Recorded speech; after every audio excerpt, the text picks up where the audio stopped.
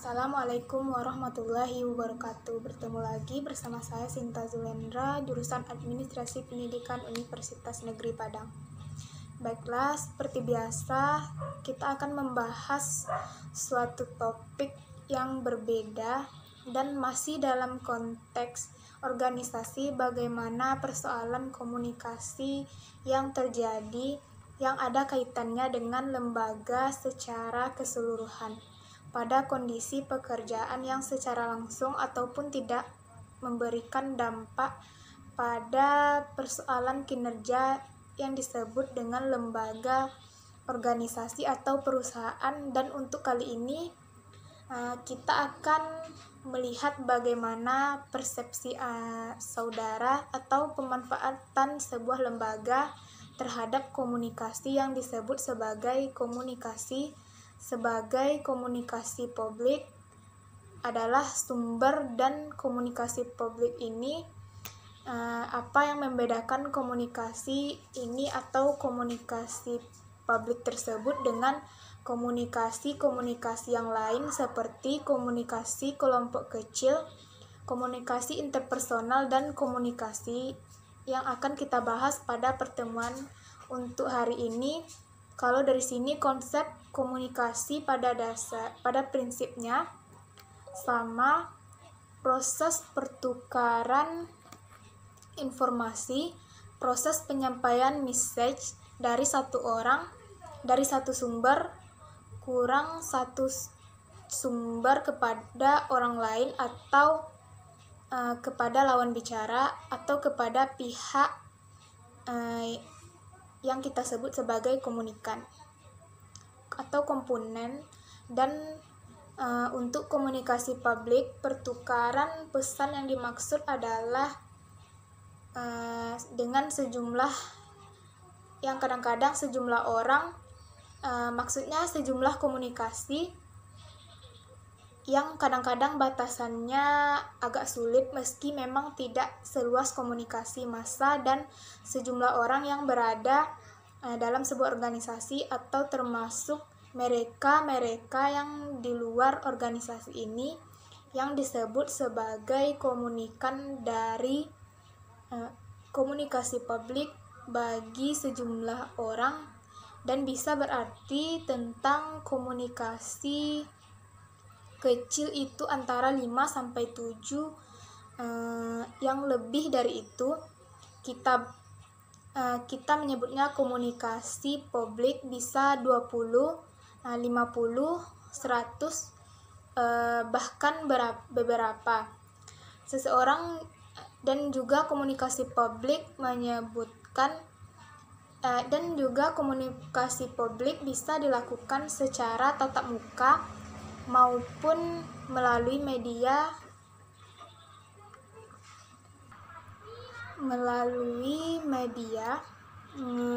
komunikasi publik ini adalah sebagai monologi kalau hanya seorang yang biasanya terlibat dalam komunikasi publik ini sebagai monologika, karena si sumber yang kita sebut sebagai komunikator itu adalah satu pihak atau satu orang. Biasanya memang dalam konteks ini hanya satu orang saja yang terlibat sebagai komunikator dan menyampaikan pesan kepada komunikan yang kita sebut sebagai publik tadi. Ada beberapa kondisi, beberapa hal yang membedakan komunikasi organisasi publik ini dengan beberapa komunikasi jenis lain seperti kita sebutkan di awal tadi.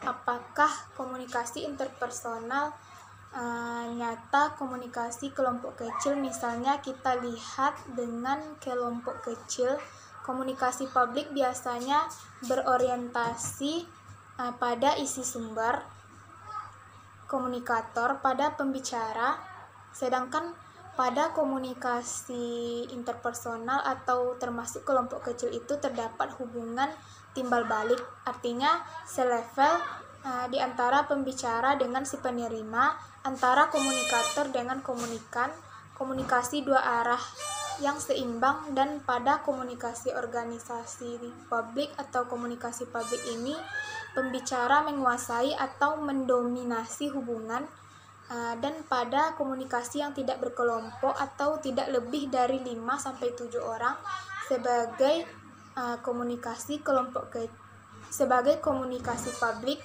Yang lain antara komunikasi publik dengan komunikasi interpersonal ataupun komunikasi kelompok kecil. Selain yang dua hal yang kita sebutkan tadi, yang paling jelas perbedaan keduanya adalah komunikasi publik memang sangat kurang kita melihat adanya interaksi. Interaksi secara langsung antara komunikator dengan komunikan agar cepat bisa bicara dengan si penerima pesan, dan hal ini menjadikan kurangnya interaksi secara langsung antara kedua belah pihak ini. Kedua belah pihak ini seakan-akan seperti lebih hanya berfungsi sebagai penerima saja atau mendengarkan. Akan sulit melakukan interaksi secara langsung antara satu orang dengan sejumlah orang yang ada di depan kita. Semakin banyak jumlahnya, maka orientasi terjadinya secara langsung di antara kedua belah pihak. Semakin kecil bahasa-bahasa yang digunakan dalam komunikasi publik lebih dibandingkan dengan komunikasi interpersonal, karena kita bersentuhan dengan dua orang, maka kita dituntut untuk mengenali lawan bicara lebih jauh, termasuk dengan komunikasi kelompok kecil.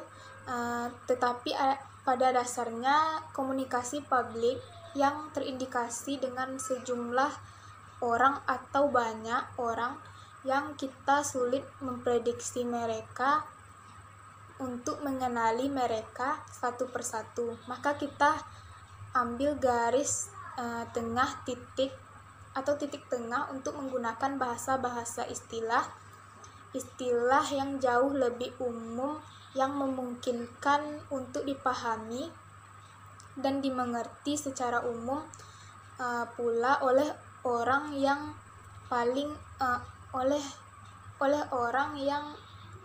tidak. Inilah gambaran dari keempat yang membedakan antara komunikasi publik dengan sejumlah komunikasi lain, termasuk komunikasi interpersonal dan komunikasi kelompok kecil. Ini kita akan melihat bagaimana tujuan penggunaan komunikasi publik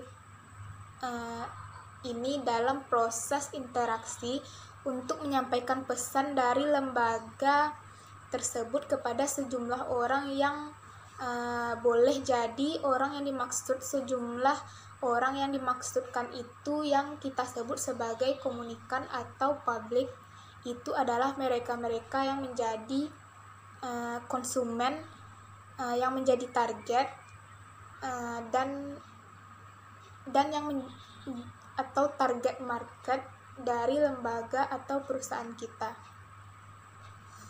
Sekarang kita lihat apa sebenarnya tujuan lembaga atau organisasi untuk melakukan komunikasi publik dibandingkan komunikasi yang lain secara umum.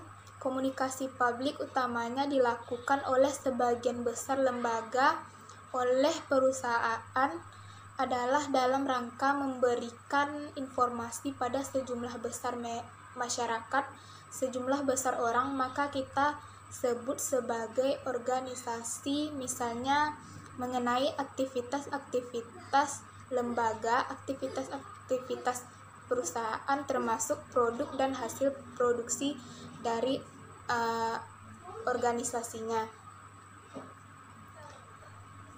Sekaligus dalam sekali waktu yang kita lakukan. Jadi ini akan menghemat waktu, menghemat energi, maka akan menghemat biaya.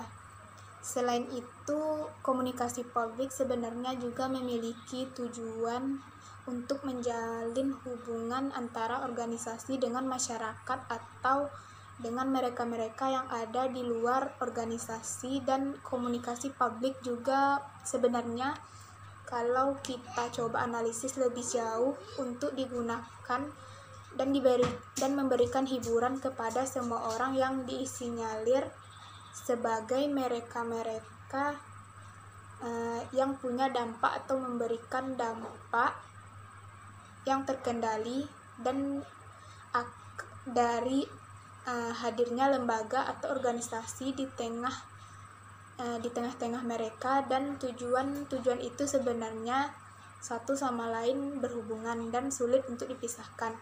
Di samping adanya tujuan umum, juga terdapat tujuan khusus yang perlu sebenarnya ditetapkan oleh lembaga atau perusahaan, dan tentu saja lembaga itu sendiri yang paling utama tujuannya secara khusus dipilih atau dilaksanakan komunikasi publik ketika ingin menyampaikan sebuah informasi kepada masyarakat. Dan tujuan-tujuan khusus ini dinyatakan dalam bentuk pernyataan-pernyataan dalam kalimat yang lengkap, apakah yang dimanfaatkan dalam bentuk komunikasi tertulis ataupun komunikasi secara langsung. Kaitannya dengan tujuan, kemudian akan muncul pertanyaan ada atau pentingnya kenapa komunikasi publik dan organisasi itu dilaksanakan. Pertanyaan ada pentingnya kenapa komunikasi publik dan organisasi itu dilaksanakan oleh sebuah lembaga organisasi sebagai sistem terbuka dengan lingkungan luarnya yang mau tidak mau akan terlibat secara langsung, akan punya hubungan suka tidak suka terutama dengan dengan badan atau lembaga lain yang berpengaruh kepada kehidupan organisasi itu sendiri. Mau tidak mau hubungan ini harus dibina secara baik, dan sekarang kebanyakan organisasi atau lembaga atau perusahaan merasa penting untuk mengadakan bagian hubungan masyarakat dalam organisasi untuk menangani berbagai macam kasus, berbagai macam persoalan terkait dengan masalah-masalah yang berhubungan dengan apa yang dipromosikan lembaga, perusahaan, atau produk yang mereka hasilkan, terkait dengan penyiaran, kajian khusus, berbagai macam pertunjukan. Maka salah satu dari tujuan komunikasi publik adalah untuk memberikan hiburan, termasuk persoalan yang kita anggap terlalu sepele, persoalan yang dari kebanyakan organisasi sudah menyadari persoalan ini pentingnya komunikasi publik dan telah memiliki berbagai macam program yang seharusnya sudah direncanakan dan didesain sedemikian rupa sejak awal.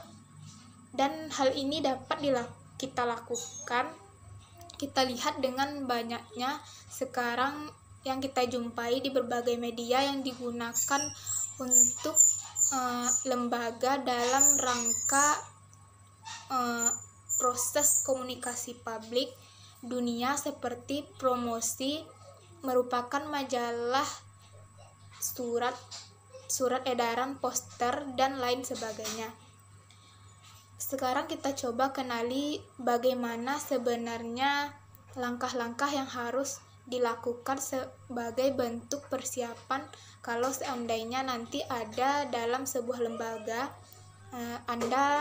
yang Anda lakukan sebagai bentuk persiapan kalau seandainya pengambil kebijakan tersebut untuk memutuskan bahwa komunikasi publiklah yang dipilih menjadi alat penyampaian informasi ataupun terkait dengan ihwal perusahaan, lembaga kepada kebanyakan publik yang secara umum namanya komunikasi publik karena dia lebih kecil sekali bentuk interaksinya, sehingga hampir sebagian besarnya bentuk dari komunikasi publik ini adalah presentasi berhak, dan langkah-langkah yang mesti kita perlu lakukan secara garis besar dalam mempersiapkan sebuah presentasi komunikasi publik berdasarkan analisis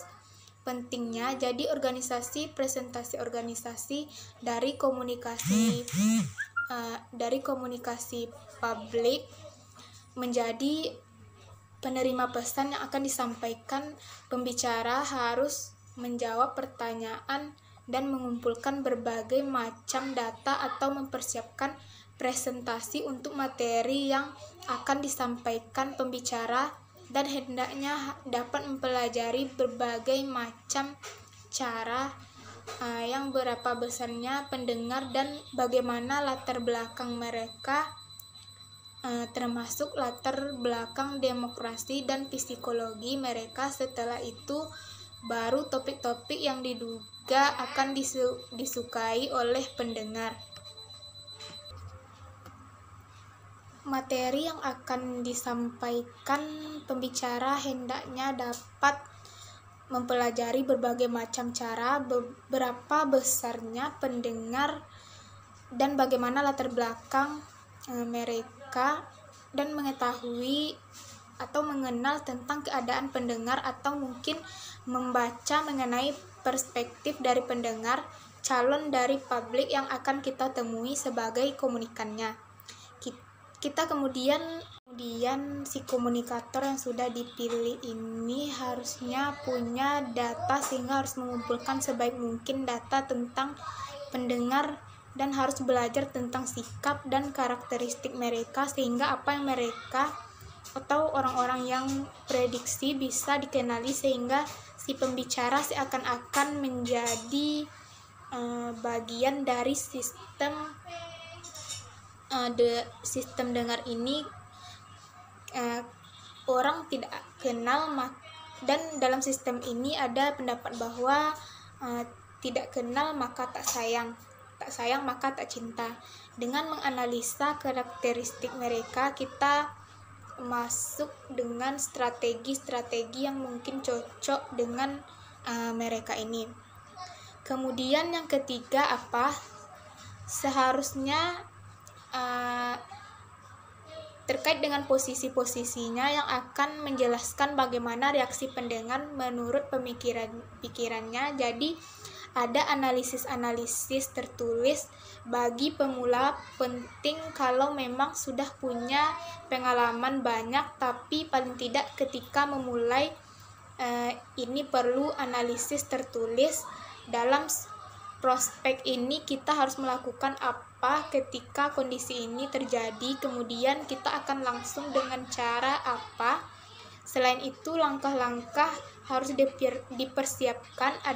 Yang harus dipersiapkan adalah berdasarkan informasi pada apa yang kita tulis itu dari sumber yang kita peroleh, punya garis-garis atau membuat garis-garis atau poin-poin dari inti dari konten yang akan kita perbincangkan, dan apa saja waktu dan lebih banyak yang ada kita, karena memang tingkat reaksi saling berkaitan dalam komunikasi tidak akan terjadi kepada kita sebagai sumber utama. Jadi teman-teman mahasiswa, kalau kita coba simpulkan sebenarnya langkah-langkah apa yang dapat kita lakukan sebagai bentuk persiapan dari komunikasi publik yang akan kita laksanakan. Sebelum itu, dalam proses eksekusinya, artinya secara umum sama dengan komunikasi pada umumnya, ada tuntutan bahwa kita harus punya tentang apa yang akan kita sampaikan, dan semua itu ditulis.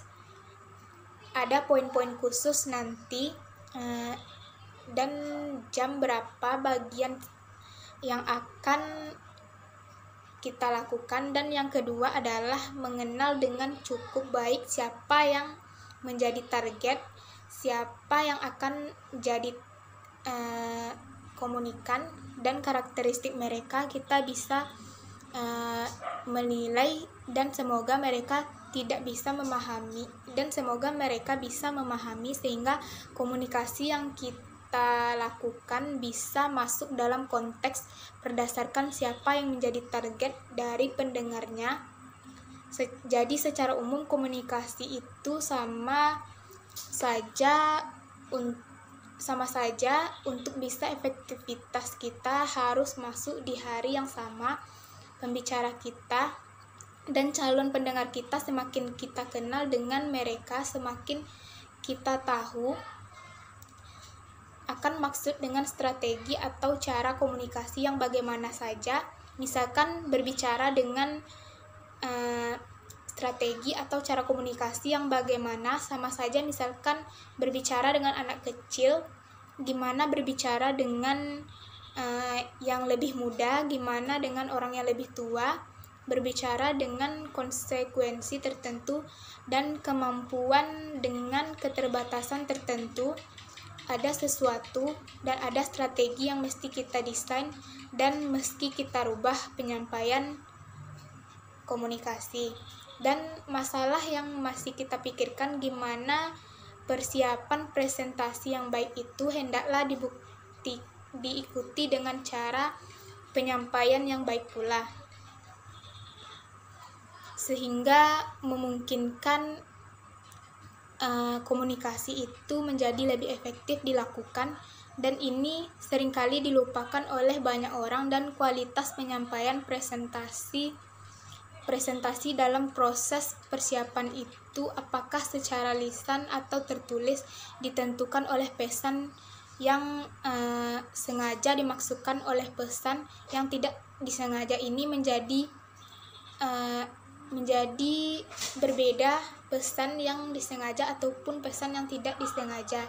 Didesain sedemikian rupa sehingga dalam proses penyampaian kepada publik menjadi lebih jelas, sehingga memang sudah ada yang dipersiapkan oleh kita. Jadi kembali ke kondisi komunikasi secara umum, bahwa untuk sampai ke tahap efektif setidaknya sebuah komunikasi sangat ditentukan oleh siapa komunikatornya. Kalau komunikatornya orang yang sudah terbiasa, tahu persis dengan siapa dia berhadapan, mistake seakan dia sampaikan, dan bagaimana cara menyampaikan, waktunya, tempatnya, kondisinya, keadaannya, semua masuk dalam literasi berpikir, dan kemudian dia melakukan satu strategi khusus.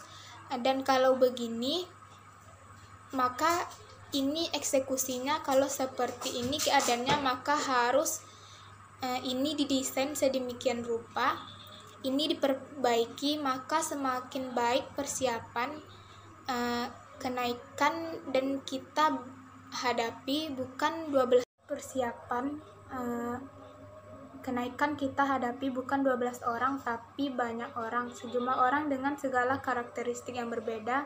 Maka semakin Anda kenal dengan kondisi-kondisi ini, dengan calon-calon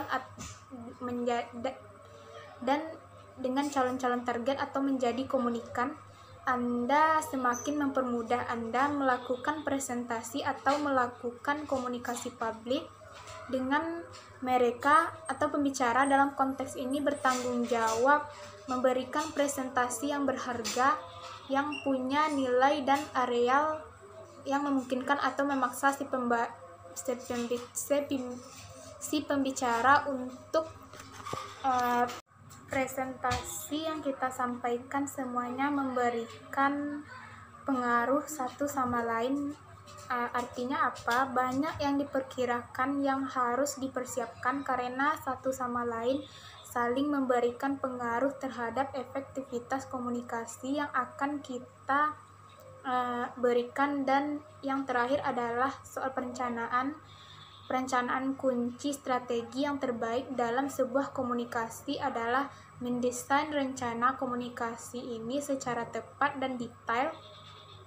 Oleh karena itu, sebelum menyampaikan presentasi, kita atau Anda seharusnya lebih dahulu membuat perencanaan yang matang, misalnya memilih topik yang dapat mendesain siapa pendengarnya, mengenali mereka, bagaimana strategi komunikasi dilakukan, kapan dilakukan, dan seharusnya bagaimana eksekusi yang Anda buat, berapa lama Anda melakukannya,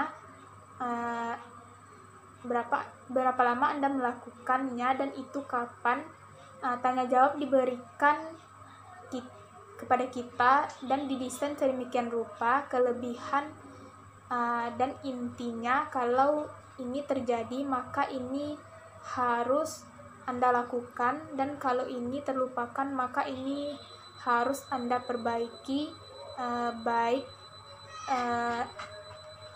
Anda perbaiki dengan sebaik mungkin agar komunikasi yang Anda lakukan dapat berjalan dengan efektif dan lancar sebagaimana mestinya.